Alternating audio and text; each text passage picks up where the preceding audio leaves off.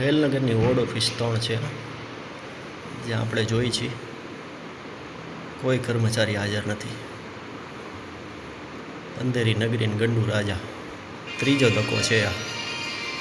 Tax ભરવો છે તે છતાંય કોઈ લેવાવાળું નથી. આસ્થા ચોકવાળી ઓફિસ છે આ કોર્પોરેશનની. શું કરવું આમાં? ટેક્સ કઈ રીતે ભરવો? બપોર પછી કોઈ હાજર હોતું નથી.